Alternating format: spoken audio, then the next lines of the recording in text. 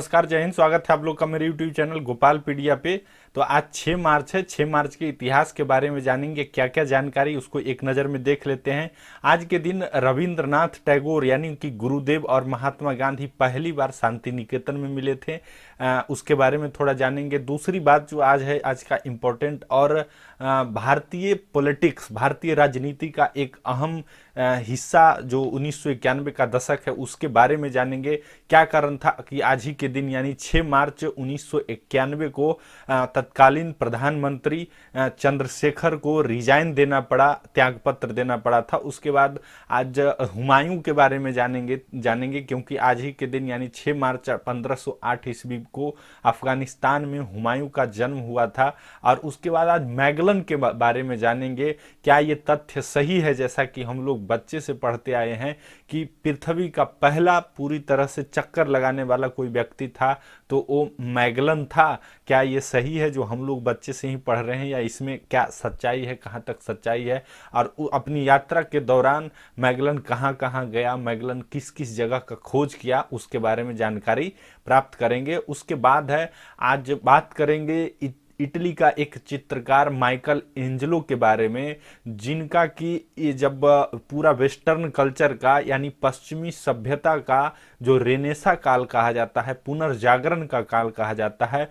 उनमें इनका बहुत योगदान है। इनके जो समकालीन और चित्रकार का नाम आप सुने होंगे, लियोनार्दो दा विंसी, उन्हीं के समकालिक ये भी थे। तो इनका क्या योगदान था यूरोप के तत्कालीन जो पुनर्जागरण का एरा आता है उसमें, उसके बारे में थोड़ा सा जानेंगे। तो इन सबों के बारे में आज जो है अध्ययन करेंगे। तो शुरू करते हैं। आज का जो पहला है उससे पहले आपसे रिक्वेस्ट है कि वीडियो को पूरा देखिए, चैनल सब्सक्राइब कीजिए, लाइक कीजिए और अपने दोस्तों के बीच शेयर कीजिए। शुरू करते हैं। जैसा कि आपको पता है कि गांधी जी 1915 में ही दक्षिण अफ्रीका के से लौटे थे। गांधी जी दक्षिण अफ्रीका जो है 1893 में गए थे और वहाँ पे एक लंबे अरसा बिताने के बाद 9 जनवरी 1915 को भारत लौटे थे। आपको पता है 9 जनवरी को इसीलिए अप्रवासी दिवस के रूप में भी मनाया जाता है। और जब गांधी जी भारत आए थे तो इनके जो राजनीतिक गुरु थे उस समय गोपाल कृष्ण गोखले, और गोपाल कृष्ण गोखले के गुरु थे एमजी रनाडे, महादेव गोविंद रनाडे। गुरु शिष्य का एक परंपरा भारत और पश्चिम से मिलता है। यहाँ पे देखिए कि जैसे महादेव गोविंद रनाडे, उसके बाद ये गोखले, गोपाल कृष्ण गोखले, उसके बाद गांधी जी, और गांधी जी के चेला हुए नेहरू। उसी तरह से पश्चिम में भी एक चलता है सुकरात, सुकरात का शिष्य प्लेटो, प्लेटो का शिष्य अरस्तु और अरस्तु का सिकंदर। तो ये एनालॉगी एक किया जाता है कि दोनों में एक सिमिलरिटी है। तो तत्कालीन यहाँ पे आते हैं 1915 में जब भारत आए थे तो इनके जो राजनीतिक गुरु गोपाल कृष्ण गोखले थे, उन्होंने महात्मा गांधी को सहायता, ये जो सलाह दी थी कि आप जो है तुरंत राजनीति में मत आइए, पहले जो है पूरा भारत भ्रमण कीजिए, पूरे भारत को समझिए, क्योंकि आप एक लंबे काल से जो है भारत देखे नहीं है, भारत में क्या क्या परिवर्तन हुआ है उस दौरान, और इसको समझिए, परखिए, और उसके बाद जो है यहाँ की राजनीति में कूदिए। और इसका महात्मा गांधी ने अक्षरशः पालन किया। इसी क्रम में ये मिलने आए थे रविंद्रनाथ टैगोर से, क्योंकि उस समय तक रविंद्रनाथ टैगोर जो है भारत के एक चर्चित चेहरे के रूप में उस समय के तत्कालीन जितने भी व्यक्ति थे उनमें से सबसे बड़े तर्कवादी, तार्किक व्यक्ति के रूप में इनको जाना जाता है। खास करके इनका जो योगदान साहित्य के क्षेत्र में है उनके लिए इनको जाना जाता है। आपको ये भी पता होगा कि भारत का पहला कोई व्यक्ति जिसको नोबेल पुरस्कार मिला 1913 में रविंद्रनाथ टैगोर को मिल गया था, सबसे पहले व्यक्ति भारत के साहित्य के क्षेत्र में। दूसरे व्यक्ति जो थे भारत के, उनको 1930 में मिला था, आपको पता है, जिनका नाम है सीवी रमन, चंद्रशेखर वेंकट रमन, जिन्होंने रमन इफेक्ट का खोज किया था। तो ये पहले दोनों व्यक्ति थे। तो उस समय यानी गांधी जी के आने से पहले इनका एक अच्छा खासा जो है भारत में छवि और बुद्धिजीवियों के रूप में इनकी पहचान बनी थी। इससे पहले 1911 में आपको पता है रविंद्रनाथ टैगोर पूरे विश्व में वाहिद ऐसे व्यक्ति हैं जिनका की लिखा हुआ हुआ कविता, जिनका कि लिखा हुआ गीत भारत का और एक और बांग्लादेश, दोनों का जो है राष्ट्रीय गीत के रूप में, राष्ट्रीय गान के रूप में जाना जाता है। जैसे भारत में जन गण मन, उसी तरह से बंगाल में जो है अमार सोनार बंगला, जिसका मतलब होता है माई गोल्डन बंगाल। और तो ये एक ऐसे व्यक्ति हैं जिनका एक व्यक्ति का लिखा हुआ दो दो राष्ट्र का जो है राष्ट्रगान के रूप में समाहित है। तो उस समय तक इसीलिए जो है गांधी जी इनसे मिलने गए थे शांति निकेतन, जहां की गुरुदेव रविन्द्रनाथ टैगोर बैठते थे, इनका बैठकी लगता था और वहीं पे जो है ये इनका जो है अपना सारा एक कार्य करते थे। और शांति निकेतन में इनका एक तरह से कुटिया समझ लीजिए। तो गांधी गुरुदेव ही जो है महात्मा गांधी को पहली बार जो है महात्मा कह करके पुकारा था, जिसका मतलब होता है द ग्रेट सोल, महात्मा यानी कि महान आत्मा। और गांधी जी रविन्द्रनाथ टैगोर को ही गुरुदेव कह के पुकारे थे। गुरुदेव का मतलब होता है रिवर्ड टीचर, यानी सम्मानित शिक्षक। शिक्षक तो सभी हैं, लेकिन उनमें गुरु सभी हैं, लेकिन गुरुदेव का मतलब होता है जो गुरुओं का गुरु हो, उस तरह का, यानी जिसका समाज में, जिसका लोगों के दिलों में एक खास स्थान हो। इसके बाद जो है आते हैं तो गांधी जी का विचार कहाँ था, गांधी जी का प्रभाव कहाँ था, तो राजनीतिक विचार में, पॉलिटिकल थॉट्स में। जबकि टैगोर का जो वर्चस्व था, टैगोर का जो कर्म था, वो लिटरेचर के क्षेत्र में था। इन दोनों के बीच बहुत सारे चीज़ों पे सहमति भी थी और बहुत सारे चीज़ों पे इन दोनों के बीच डिफरेंस ऑफ ओपिनियन था। इसका एक जो उदाहरण आप इस समय एक उदाहरण इससे समझिए। 1934 में जो है बिहार और नेपाल के इलाका में एक जो है भयंकर भूकंप आया था। और इस भूकंप को गांधी जी जो बोले थे कि ये डिजास्टर का कारण क्या है, तो ये डिजास्टर का कारण ये है कि जो भारत जो है बरसों से जो दलित लोग हैं उनका यहाँ शोषण हुआ है, उसी के कारण जो है इस तरह का आपदा आया है। इस पर जो है रविंद्रनाथ टैगोर काफ़ी कड़ी प्रतिक्रिया व्यक्त किए और उन्होंने कहा कि गांधी जी जैसे व्यक्ति को इस तरह का अनर्गल और इस तरह का अतार्किक बात नहीं करना चाहिए, ये अंधविश्वास को बढ़ावा देगा और इस तरह का बात भारत को एक बार फिर से अंधे कुएं में धकेल सकता है। इसलिए उसके बाद इनका और गांधी के बीच पत्राचार भी हुआ था, जिसमें कि इन्होंने बताया था कि इस तरह का बात कोई अगर जो अनपढ़ व्यक्ति करे तो वो लगता है, लेकिन आपके जैसा समझदार, आपके जैसा जो साइंटिफिक चीज़ों को जानता हो, वो व्यक्ति अगर इस तरह का बोले तो वो ये शोभा नहीं देता है। हालांकि गांधी जी के इस तरह का वक्तव्य देने के पीछे कारण आप समझिए। आपको पता होगा 1932 में जो है पूना पैक्ट हुआ था गांधी और अंबेडकर के बीच, क्योंकि 1932 में जब तीसरा गोलमेज सम्मेलन हुआ था उसमें भारत को जो है जाति के आधार पर बांट दिया गया था और गांधी जी इससे सहमत एकदम नहीं थे और इसीलिए जो फास्ट पे बैठ गए, जो फास्ट अंटिल डेथ करना शुरू कर दिए यरवदा जेल में, जो कि यहाँ पे मेंशन है 1932 में। और इसके बाद इन्होंने कहा कि नहीं, ये तो बहुत गलत होगा अगर जिसको कहते हैं जो बांट दिया भारत को, एक तरह से क्या कर देगा, बांट देगा। उसी के बाद से जो है पूना पैक्ट के बाद वो तो खत्म हो गया विवाद जो था। इसके बाद गांधी जी सभी ने अवज्ञा आंदोलन भी त्याग दिए, खत्म हो गया। और इसके बाद गांधी जी जो है ना हरिजनों के उत्थान पे काम करना शुरू कर दिए।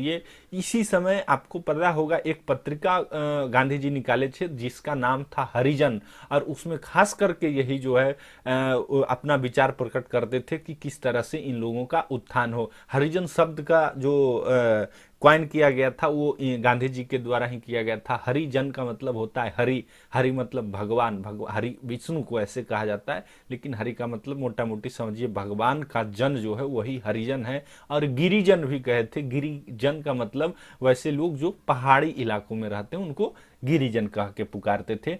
तो इसी क्रम में शायद गांधी जी को उस समय ऐसी मनोदशा रही होगी, कुछ गुस्सा रहा होगा, इस कारण से हो सकता है कि ऐसा इन्होंने बोला। गुरुदेव रविंद्रनाथ टैगोर जो थे गांधी जी से उम्र में बड़े थे, गांधी जी से तजुर्बे में बड़े थे, इसलिए गांधी जी भी उनका बहुत सम्मान करते थे। लेकिन गांधी जी का जो प्रभाव क्षेत्र था वो बहुत ज़्यादा था, पैन इंडिया प्रभाव क्षेत्र था। और पैन इंडिया ही नहीं, यहाँ से जो है ये बहुत लंबे समय तक दक्षिण अफ्रीका में रह करके आए थे, इंग्लैंड में पढ़ाई भी किए थे। तो जो है इसके अंतिम बार जो है गांधी जी 1940 में रविंद्रनाथ टैगोर से मिले थे और 1941 में रविंद्रनाथ टैगोर की मृत्यु हो जाती है। रविंद्रनाथ टैगोर का जन्म 1861 ईस्वी में हुआ था, यानी ये उम्र में बड़े थे, और 1941 में इनकी मृत्यु हो गई। तो जब लास्ट बार मिले थे तो रविंद्रनाथ टैगोर ने रिक्वेस्ट किया था कि ये जो शांति निकेतन है, शांति निकेतन का जो है रख रखाव करना जो है हमारे जाने के बाद कौन इसको संरक्षण प्रदान करेगा नहीं पता। तो गांधी जी को ये ऐसा विचार प्रकट किए थे कि आप जो है इसको अपने अंडर प्रोटेक्शन में ले लीजिए। तब गांधी जी का रिप्लाई था कि who am I to take this institute under my protection, it carries God's protection because it is in the creation of an earnest soul. मतलब कि जो है जिस चीज का संरक्षक खुद भगवान हो उसको हम क्या संरक्षण प्रदान करेंगे, इस प्रकार उन्होंने इनकार कर दिया था। नेक्स्ट है 1991 में भारत में जो पॉलिटिकल अनरेस्ट थी, राजनीतिक अस्थिरता का हालत था, खिचड़ी सरकार की व्यवस्था थी, और उसी दौरान जो है भारत एक घनघोर आर्थिक संकट से जूझ रहा था। उसी समय जो है 1991 में भारत के एक प्रधानमंत्री जिनको कि युवा तुर्क के नाम से भी जाना जाता था, चंद्रशेखर, उनको रिजाइन देना पड़ा 1991 में। थोड़ा सा इसको समझने के लिए आपको उससे पहले की पॉलिटिकल सिचुएशन क्या थी उसको जानना पड़ेगा, उसके क्या कारण था कि इनको रिजाइन देना पड़ा। कांग्रेस का कुकृत्य, जैसे कि अभी देखते हैं कि जो अपोजिशन, वैसे राज्य जहां की अपोजिशन पार्टी की सरकार होती है, केंद्र सरकार उसको टॉर्चर कहता है। अगर इस सब चीज़ों को समझना हो तो जाइए 90s का दौर में, 50s का दौर में, तब समझ में आएगा कि इस तरह का काम कितने बड़े लेवल पे होता था। जब भी केंद्र सरकार बदलती थी, सारे स्टेट गवर्नमेंट को लीगल भले ही वो जायज हो नाजायज हो, सबको जो है टपल कर दिया जाता था, ध्वस्त कर दिया जाता था, वहां राष्ट्रपति शासन थोप दिया जाता है। बहरहाल यहां देखते हैं चंद्रशेखर, ये जो है इनका जन्म 1 जुलाई 1927 को हुआ था। 8 जुलाई 2007 को इनकी मृत्यु हुई थी। ये भारत के 8वें प्राइम मिनिस्टर के रूप में शपथ लिए थे और ये मात्र 4 महीने का जो है प्रधानमंत्री रहे। हालांकि बाद में इनको जो है सपोर्ट, कांग्रेस के द्वारा इनका सपोर्ट छीन लिया गया था, जिस कारण से इनकी सरकार अल्पमत में आ गई थी। और 4 महीने के रहने के बाद भारत में चूंकि चुनाव होता है और चुनाव में लंबा समय लगता है, तो इस वजह से जो है ये आज ही के दिन 6 मार्च को तो रिजाइन दे दिए थे, लेकिन 21 जून तक जो है ये प्रधानमंत्री बने रहे थे। और उसके बाद चुनाव हुआ, चुनाव में कांग्रेस जीती और पीवी नरसिम्हा राव मुख्य प्रधानमंत्री बने।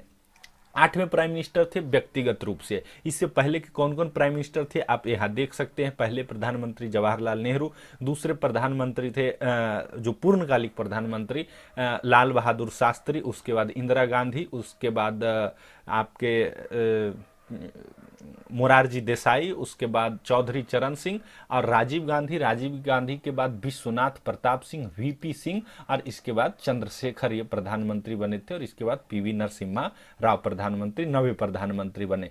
तो उसके पॉलिटिकल सिचुएशन को थोड़ा समझते हैं। आपको पता है 1984 में इंदिरा गांधी की हत्या हो गई थी और इंदिरा गांधी से पहले भारत में जनता पार्टी की सरकार थी, क्योंकि इंदिरा गांधी जो इमरजेंसी 1975 में लगाई थी, उसके बाद 1977 में जो इमरजेंसी हटाने के बाद चुनाव हुआ, चुनाव में जनता पार्टी का सरकार बना। जनता पार्टी की सरकार में जो प्रधानमंत्री बने वो मोरारजी भाई देसाई प्रधानमंत्री बने।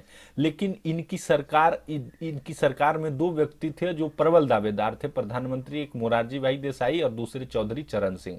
तो कुछ दिन चलने के बाद ये सरकार, कांग्रेस जो है चौधरी चरण सिंह को बहका दिया और चौधरी चरण सिंह को बोला कि हम जो है तुमको सपोर्ट करेंगे, बाहर से तुम क्या करो, जनता पार्टी में मोरारजी भाई देसाई को अल्पमत में करो, हम सपोर्ट करेंगे और तुम प्रधानमंत्री बनो। इस तरह से जो है प्रधानमंत्री कांग्रेस ने ही बनाया, किसको, चौधरी चरण सिंह को, और फिर बाद में सपोर्ट वापस लेकर के और चुनाव करा दिया, कब, 1980 में। और इस प्रकार फिर से जब चुनाव हुआ तो इंदिरा गांधी का एक बार फिर से जलवा दिखा और इंदिरा गांधी फिर से प्रधानमंत्री बनी। लेकिन दुर्भाग्यवश 1984 में इंदिरा गांधी का हत्या कर दिया गया उन्हीं के बॉडीगार्ड के द्वारा। क्यों? क्योंकि उससे पहले ही गोल्डन टेम्पल पे कुछ दिन पहले उसी दौरान गोल्डन टेम्पल पे एक भारत सरकार द्वारा एक ऑपरेशन किया गया था, जिस कारण से सिख कम्युनिटी में काफ़ी रोष था इंदिरा गांधी के प्रति। इस तरह से इंदिरा गांधी की मृत्यु हो जाती है। इंदिरा गांधी के बाद राजीव गांधी प्रधानमंत्री बनते हैं। राजीव गांधी प्रधानमंत्री बनने के बाद चुनाव होता है और चुनाव में चूंकि इंदिरा गांधी के मरने के बाद जो है सहानुभूति जिसको कहते हैं लोगों में इंदिरा गांधी के प्रति था और जबरदस्त सीट आता है राजीव गांधी को। राजीव गांधी एक मजबूत सरकार बनाते हैं। लेकिन राजीव गांधी की सरकार 1989 जाते जाते यानी 5 साल के जो है अंत में जो है बहुत सारे कांड में फंस जाता है। जैसे जिसमें सबसे प्रमुख आया था, आप सुने होंगे, बोफोर्स घोटाला जो खरीदा जा रहा था, उसमें राजीव गांधी का डायरेक्ट नाम आया था। इस चीज़ को जनता पार्टी जो है बहुत भुनाया। और इसके अलावे जो और थे, आप पता होगा उस समय सायरा बानो केस हुआ था, उसको लेकर के विवाद था। दूसरा जो है राजीव गांधी ने जो अयोध्या में रामलला का मंदिर था जो बंद था उसका दरवाजा खुलवा दिया। तो बहुत सारा उस समय विवाद जो है सिचुएशन इस तरह से हो गया था, वोट पोलराइजेशन का, मुस्लिम तुष्टीकरण का। और इसका फायदा उठाते हुए जनता पार्टी मतलब जो खिचड़ी कांग्रेस को छोड़ करके जितनी भी पार्टियां थी उन लोगों ने मेजोरिटी पाया और 1989 में विश्वनाथ प्रताप सिंह को जो है प्रधानमंत्री बना दिया। लेकिन विश्वनाथ प्रताप सिंह जो है इनको अनस्टेबल रहा और एक भी ये जो है विश्वनाथ प्रताप सिंह एक स्टेबल गवर्नमेंट नहीं दे पाए। उसका भी कारण समझते हैं, क्योंकि खिचड़ी की सरकार थी, जितने भी स्टेक होल्डर थे सबको अपना अपना हित साधना था। तो जब इनको लगा ऐसा सिचुएशन विश्वनाथ प्रताप सिंह को कि हमारी सरकार ज़्यादा दिन नहीं चल पाएगी, तो इन्होंने क्या किया, मंडल कमीशन, आप एक पढ़े होइएगा कि जब 1977 में जनता पार्टी की सरकार बनी थी तो एक मंडल कमीशन बनाया गया था और उसमें ओबीसी अदर बैकवर्ड कास्ट को रिजर्वेशन देने का रिकमेंडेशन मंडल कमीशन ने किया था। और उसी मंडल कमीशन का रिकमेंडेशन था 27% रिजर्वेशन टू ओबीसी। इसको वीपी सिंह ने लागू कर दिया और इसके बाद से पूरे भारत में बवाल हो गया। और इसके ये एक कारण हुआ। दूसरा कारण था कि आप 1989 में जो तत्कालीन बीजेपी के दूसरे नंबर पे जो सबसे बड़े नेता थे एल.के. आडवाणी, उन्होंने एक रथ यात्रा शुरू की थी और रथ यात्रा जो है सब जगह से घूमते हुए बिहार आ गया। और बिहार में उस समय लालू यादव का शासन था, लालू यादव मुख्यमंत्री थे। और जब ये रथ समस्तीपुर पहुंचा तो लालू यादव ने गिरफ्तार कर लिया लाल कृष्ण आडवाणी को। और लाल कृष्ण आडवाणी को गिरफ्तार, ऐसा कहा जाता है कि उस तत्कालीन प्रधानमंत्री विश्वनाथ प्रताप सिंह के कहने पे लालू यादव ने गिरफ्तार किया। आज गिरफ्तारी हुई, यहाँ पे एक डेट देख सकते हैं, लाल कृष्ण आडवाणी को जब गिरफ्तार किया गया था ये 24 अक्टूबर 1990 को, और ये गिरफ्तारी हुई। और उसके कल जाकर के ही जो अटल बिहारी वाजपेयी थे, इन्होंने अपना जो सपोर्ट था वीपी सिंह को वो वापस ले लिया और इस तरह से वीपी सिंह की सरकार अल्पमत में आ गई। अब इसके बाद यानी वीपी सिंह प्रधानमंत्री पद से हट गए, उनको रिजाइन देना पड़ा। अब इसके बाद कांग्रेस यहाँ खेल कर देती है और कांग्रेस जो है क्या करती है कि चंद्रशेखर को सपोर्ट कहती है कि आप जो है प्रधानमंत्री बनिए, हम आपको सपोर्ट करेंगे, बाहर से सरकार में नहीं रहेंगे। और इसी तरह से जो है चंद्रशेखर, जो कि इससे पहले इन जो है सांसद तो थे, 8 बार सांसद बने थे उत्तर प्रदेश के बलिया से, लेकिन ना तो कोई मंत्री पद अभी तक ग्रहण किए थे, लेकिन डायरेक्ट जो है प्रधानमंत्री कांग्रेस के सहयोग से इनको बना दिया गया। और जो बीजेपी जो कि सपोर्ट छोड़ दिया था, वो बीजेपी भी चंद्रशेखर को सपोर्ट करना शुरू कर दिया। लेकिन चंद्रशेखर और जो एक कांग्रेस का एक साजिश था, कांग्रेस सोच रही थी कि एक ऐसा अनुकूल माहौल अब बना लें हम, और उस जब माहौल अनुकूल हो जाएगा तो हम सपोर्ट वापस ले लेंगे और भारत में फिर चुनाव करा देंगे। और ठीक यही हुआ। राजीव गांधी उस समय ऐसा बोले कि जो है विश्वनाथ प्रताप सिंह जो कि 11 महीने प्रधानमंत्री रहे थे, तो जब इनको यानी राजीव गांधी को पत्रकारों ने पूछा आप कितना दिन सपोर्ट दीजिएगा, तो इनका कहना था कि जितना वीपी सिंह रहे हैं उससे कम से कम 1 महीना ज़्यादा। लेकिन 11 महीना यानी उसको 12 महीना रहना था जो है चंद्रशेखर को, लेकिन मात्र 4 महीने के बाद ही इन्होंने जो है अपना सपोर्ट छीन लिया राजीव गांधी ने, और चंद्रशेखर इस प्रकार से अल्पमत में आ गए। लेकिन उस 4 महीने के दौरान ही जो भारत एक बहुत बड़ा इकोनॉमिक क्राइसिस से जूझ रहा था। भारत के पास जो है फॉरेन जो इंपोर्ट भारत सरकार कर रही थी वो उसको रीपे करने के लिए भारत सरकार के पास पैसा यानी फॉरेन रिजर्व पूरी तरह से खत्म हो गया था। 1991 की ये घटना है। उस समय ये जो प्रधानमंत्री थे चंद्रशेखर ही थे। उस समय भारत के मुख्य जो फाइनेंस मिनिस्टर थे वो थे यशवंत सिन्हा, जो कि अभी बीजेपी से रूठ करके तृणमूल कांग्रेस में चले गए। और सुब्रमण्यम स्वामी कॉमर्स मिनिस्ट्री थे। कॉमर्स मिनिस्ट्री मतलब कि वो वाणिज्य मंत्री, जो जिसको कि हिंदी में वाणिज्य मंत्री कहते हैं। तो यशवंत सिन्हा जो है कहा जाता है कि उस समय भारत का जो गोल्ड रिजर्व था उसको यहाँ से ले जाकर के गिरवी रखना पड़ा था, तब जाकर के भारत को उतना फॉरेन रिजर्व आया जिससे कि वो अपना कुछ इंपोर्ट जो है 1-2 महीने के लिए जमा कर सके। नहीं तो कहा जाता है उस समय जो मात्र सप्ताह, 1 सप्ताह 2 सप्ताह तक का ही इंपोर्ट करने का फॉरेन रिजर्व भारत के पास बचा था। उसके ये जो इकोनॉमिक क्राइसिस है इसका भी बहुत कारण था। इंटरनेशनल कारण ये था कि 1991 में आपको पता है रसिया का डिसइंटीग्रेशन हो गया था, विघटित हो गया था यूएसएसआर। उसके अलावा 1991 में ही इराक कुवैत पे आक्रमण कर दिया था, जिसको कि पहला गल्फ वार के नाम से जानते हैं, जिस कारण से जो है तेल वगैरह बहुत महंगा हो गया था। तो ये सब सिचुएशन भी जिम्मेवार था इस इकोनॉमिक क्राइसिस के लिए। और इस तरह से जो है चंद्रशेखर का सरकार अल्पमत में आया, उनको रिजाइन देना पड़ा। और फिर से भारत में 1991 में चुनाव हुआ। और संजोग देखिए, इसी चुनाव के दौरान राजीव गांधी जब प्रचार करने के लिए तमिलनाडु गए थे, तो इसी चुनाव के दौरान, प्रचार के ही दौरान जो है इनका असैसिनेशन हो जाता है। एक आत्मघाती जो एक महिला थी जो माला में बम लगा करके चली गई थी, और उसी दौरान राजीव गांधी की मृत्यु हो जाती है। इलेक्शन भी उस समय डिले हो जाता है। और फिर से जब एक बार फिर से कांग्रेस को जो है सिंपैथिक वोट मिला और कांग्रेस एक बार फिर से बहुमत में आ गया, और इस तरह से जो है पीवी नरसिम्हा राव कांग्रेस की ओर से नवे प्रधानमंत्री के रूप में शपथ लिए। तो इस तरह से इससे इतनी बात हम समझ सकें। नेक्स्ट है आज ही के दिन 5 मार्च 1508 ईस्वी को जो मुगल सत्ता थी भारत में, मुगल सत्ता के दूसरे शासक हुमायूं का जन्म काबुल, अफगानिस्तान की राजधानी काबुल में हुआ था। आपको पता है जैसा कि 1526 ईस्वी में भारत में मुगल वंश की स्थापना हुई, मुगल सत्ता का स्थापना हुआ, जिसका संस्थापक कौन था? बाबर था। बाबर और इब्राहिम लोदी के बीच 1526 ईस्वी में पानीपत का प्रथम युद्ध हुआ था। और इसी प्रथम युद्ध के बाद जो है भारत में लोदी वंश का खत्म हुआ, और इसी तरह से भारत में दिल्ली सल्तनत का अंत हुआ, और एक नए सत्ता जिसको मुगल वंश कहा जाता है उसका स्थापना हुआ।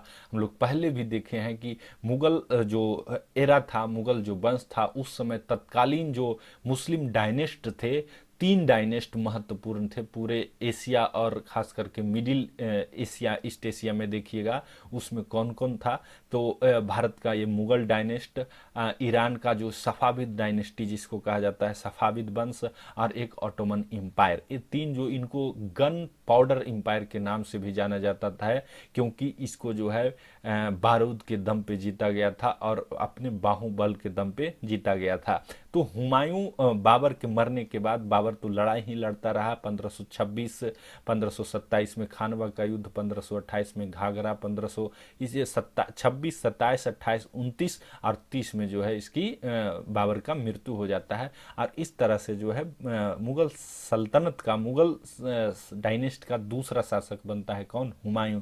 लेकिन हुमायूं, यहाँ से एक चीज समझिए, हुमायूं का जो अर्थ होता है ना, भाग्यवान होता है।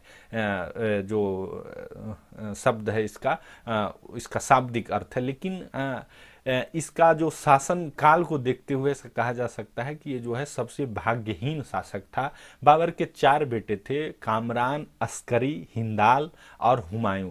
बाबर जो है अपना जो वसीयत लिख करके तो नहीं, लेकिन ऐसा ओरली कह के गया था कि हमारे मरने के बाद जो साम्राज्य है उसको 4 में डिवाइड कर देना। उसी में से हुमायूं को भारत वाला हिस्सा पड़ा था, लेकिन भारत में ज्यादा राज नहीं कर पाया।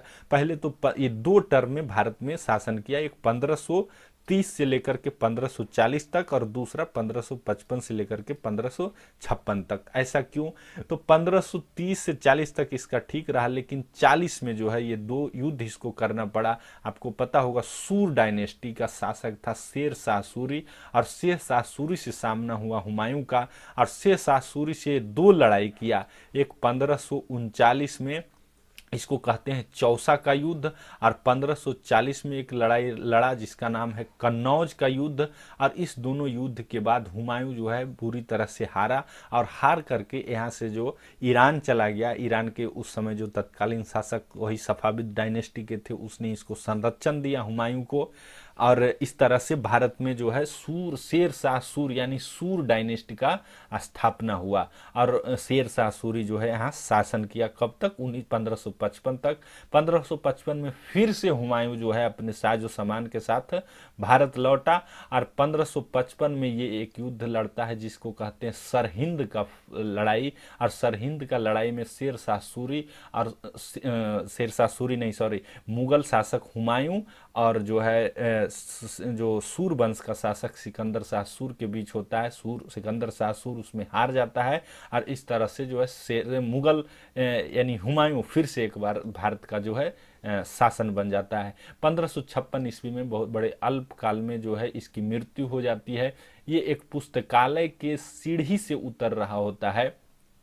उसी समय क्या इसका एक आदत था कि जो है कभी भी जब जैसे ही नमाज का आवाज़ सुनता था, नमाज मतलब जो मुस्लिम प्रेयर्स जो तो होते हैं, तो जहाँ भी सुने उसी अवस्था में ये झुक करके और अपना जो है आभार प्रकट करता था। तो वो उसी समय ये लाइब्रेरी का सीढ़ी से उतर रहा था, इसके हाथ में पुस्तक था, और उसी समय इसको आवाज़ सुनाई दिया, और वहीं पे ये जो है झुक करके ये करने का प्रयास किया, और उसी क्रम में फिसल गया। और इसी के दौरान जो है उसके 2-3 दिन बाद हुमायूं की मृत्यु हो जाती है। उसके बाद जो शासक बनता है भारत का या और मुगल वंश का, वो था अकबर। उस समय अकबर जो है अल्प वयस्क था, वयस्क नहीं था, और अल्प वयस्क होने के कारण थोड़ा सा अकबर को सामना करना पड़ा विरोध का। इसके बाद आपको पता है हेमू और अकबर के बीच जो है पानीपत का दूसरा युद्ध हुआ था 1556 में, और लेकिन फिर उसमें अकबर जीता, और अकबर ने जो है भारत का इसके बाद से शासन किया। हुमायूं का जो भारत में कंट्रीब्यूशन है वो ये है कि इसकी एक बहन थी जिसका नाम था गुलबदन बेगम। गुलबदन बेगम एक किताब लिखी है, उसका नाम है हुमायूं नामा। उसके बारे में बहुत बार एग्जाम में पूछा गया है, तो उसको याद रख सकते हैं। उसके अलावा जो हुमायूं था बड़ा सुपरस्टिशियस टाइप का व्यक्ति था, अंधविश्वास टाइप का व्यक्ति था। हर दिन जो है अलग अलग कलर का पोशाक पहनता था। मीना बाजार का कंसेप्ट भारत में हुमायूं के द्वारा ही लाया गया था। इसके अलावे एक अलग तरह का ड्रेस पहनता था जिसको उल बगचा के नाम से जाना जाता है। चलिए आते हैं, पढ़ते हैं आज मैगलन के बारे में। इसका जो पूरा नाम है फर्डिनेंड मैगलन।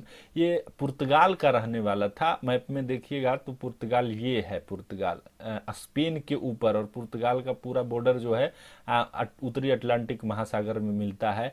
और वहीं के राजा का जो है एक जो नेवल फ्लीट था उसी का ये बॉस था, उसी का कैप्टन था। और इस तरह से इसको जो है काफ़ी शौक था, खास करके एडवेंचरस सेलिंग करने का, समुद्र में जाने का। लेकिन कुछ विवाद के कारण इसको पुर्तगाल से देश निकासी दे दिया गया और ये पुर्तगाल से चला गया स्पेन में, और स्पेन के राजा ने इसको संरक्षण प्रदान किया और उसी ने स्पेन के शासक ने ही इसको खर्च भी दिया, और ये जो है एक एक्सपीडाइट किया, एडवेंचरस एक्सपीडाइट किया पूरे वर्ल्ड का एक चक्कर लगाने का। यहाँ देख सकते हैं ये जो है मैप में आइए, मैप में यहाँ से इसको थोड़ा सा मैप की नज़र से अगर देखिएगा तो ज़्यादा आसान होगा समझने का। देखिए ये रहा आपका पुर्तगाल, ये पुर्तगाल है और ये स्पेन है। तो 1519 ईस्वी में जो ये मैगलन था यही स्पेन से निकला, और स्पेन से निकलने के बाद उत्तरी अटलांटिक होते हुए दक्षिणी अटलांटिक आता है। दक्षिणी अटलांटिक महासागर से सबसे नीचे आता है क्रॉस करने के लिए अटलांटिक महासागर को, क्योंकि आपको पता होगा अभी जो यात्रा होता है अटलांटिक महासागर में सीधे अटलांटिक महासागर से आपको प्रशांत महासागर में आना है। तो यहाँ पनामा कैनल है, पनामा कैनल को पास कीजिए और आ जाइए। लेकिन पता है आपको कि ये मैन मेड है पनामा कैनाल, ये नेचुरल नहीं है, इसको बहुत बाद में बनाया गया था। तो उस समय प्रशांत महासागर आने का कोई रास्ता नहीं था यहाँ से शॉर्टकट में। तो ये मैगलन पूरी तरह से नीचे गया, और उसके बाद ये जगह एक है जो दक्षिणी अमेरिका है, दक्षिणी अमेरिका के सबसे नीचे वाला इलाका है। इसी को यहाँ से आते अटलांटिक महासागर से आते हुए और यहाँ से क्रॉस करके गया, इसी को मैगलन स्ट्रेट के नाम से भी जाना जाता है, क्योंकि नेचुरल तरीके से पहली बार कोई इस तरह का स्ट्रेट का खोज किया था। और यहाँ यहीं से जो है एंट्री मारता है कहाँ, प्रशांत महासागर में, और प्रशांत महासागर का पूरा ये चक्कर लगाता है। प्रशांत महासागर के चक्कर लगाने के क्रम में ही यहीं पे एक जो है जगह है, गुआम नाम का एक आइलैंड है, वहीं पे आता है। और गुआम पे अभी जो है प्रशासनिक कब्जा यूएसए का है, द्वितीय विश्व युद्ध के दौरान जापान से छीन लिया था। और इसी क्रम में जब ये फिलीपींस पहुंचता है मैगलन, तो फिलीपींस में एक लड़ाई होता है, और इसी लड़ाई में कहा जाता है 1521 ईस्वी में मैगलन का मृत्यु हो जाता है। लेकिन उसका जो फ्लीट जब चला था, फ्लीट का मतलब होता है बेड़ा, बेड़ा में जब चलता है तो उसमें एक दो जहाज नहीं, बहुत सारे जहाज रहते हैं। तो मैगलन तो यहाँ पे उसकी मृत्यु हो गई, लेकिन इसके बाद उसके जो बचे हुए जहाज थे वो यहाँ से फिर से क्रॉस करते हुए फाइनली जो है स्पेन पहुँचने में सफल हो गया था। और चूंकि इस फ्लीट का जो नेतृत्व कर रहा था मैगलन था, लेकिन मैगलन स्पेन नहीं पहुंच सका था, स्पेन पहुंचने से पहले ही उसकी मृत्यु हो गई थी। फिर भी कहा जाता है कि इसका जो है श्रेय जो दिया जाता है, क्रेडिट दिया जाता है, वो मैगलन को ही दिया जाता है।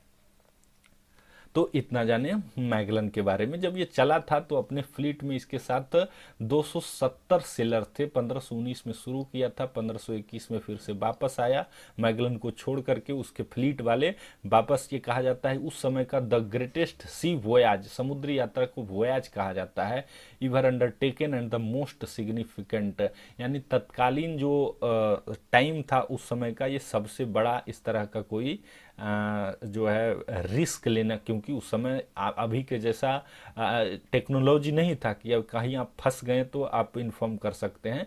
वो बहुत रिस्की हुआ करता था, कई जहाज जाते तो थे लेकिन कभी घूर कर वापस आते नहीं थे। इस दृष्टिकोण से जो है काफ़ी महत्वपूर्ण था। आइए जानते हैं इटली के एक महान चित्रकार जिनका नाम है माइकल एंजेलो। इनका जन्म आज ही के दिन 6 मार्च 1475 ईस्वी को इटली में हुआ था, और इनकी मृत्यु 18 फरवरी 1564 को हुआ था। एक स्कल्प्टर थे। स्कल्प्टर का मतलब होता है कि जो मूर्ति गढ़ता है, मतलब एक मार्बल उसको दे दिया जाए और उसमें वो कटिंग कर करके जब एक मूर्ति का निर्माण करता है उसको स्कल्पचर कहते हैं। पेंटर, अगर उसको कोई कैनवास दे दीजिए तो उस पर पेंट कर देता है, उसको पेंटर कहते हैं। आर्किटेक्ट कहते हैं उसको जो सॉफ्ट कॉपी बनाता है। जैसे अगर कोई बिल्डिंग है तो उसका जो है नक्शा क्या होगा, उसको एक पेपर पे बना दिया तो उसी को कहते हैं आर्किटेक्टर, और उसी को फॉलो करते हुए जो कारीगर होते हैं उस फिर बिल्डिंग को बनाते हैं। तो ये मल्टी टैलेंटेड आदमी था, इसको पॉलीमैथ भी कहा जाता है क्योंकि जो है बहुत सारे क्षेत्रों में इसको बहुत ज़्यादा नॉलेज था। पश्चिम जो क्षेत्र है इसमें जब रेनेसा का काल जिसको कहा जाता है, जिसको पुनर्जागरण का काल कहा जाता है, पुनर्जागरण का मतलब सीधे होता है कि यूरोप के संदर्भ में कि वहाँ पर जो रोमन कैथोलिक थे उनका जो है काफ़ी अंधविश्वास था उन लोगों में, और वहाँ पे पादरियों का बहुत बड़ा वर्चस्व था।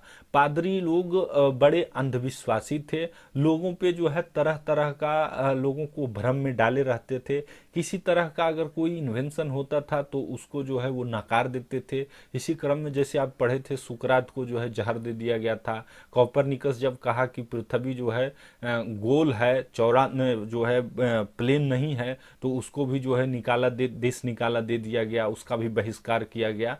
तो इन सब चीज़ों को देखते हुए जो है उस एक काल हुआ, सर्टेन पीरियड हुआ 100-150 साल का, जिसमें कि यूरोप में रोमन कैथोलिक जो लोग थे, पादरी जो थे, उनका विरोध किया गया।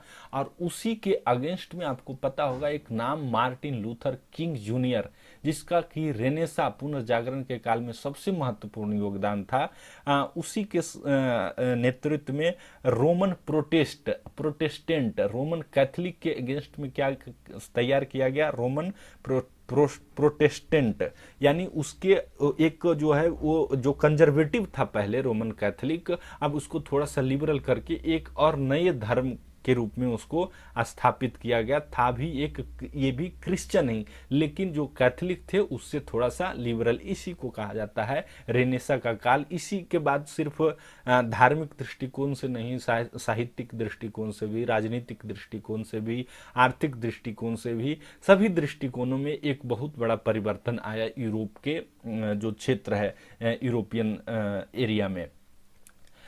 इस जो है लियोनार्डो दा विंसी के जो है कंटेम्पोररी थे। लियोनार्डो दा विंसी आप नाम सुने होंगे, इनका जो सबसे फेमस चित्र है मोनालिसा का, और जो ये थे माइकल एंजेलो, इनका जो प्रमुख जो कुछ चित्रें थी उनमें से प्रमुख दो है। ये एक शब्द आता है यहाँ पे भित्ति, चित्र भित्ति का नाम आप सुने होंगे।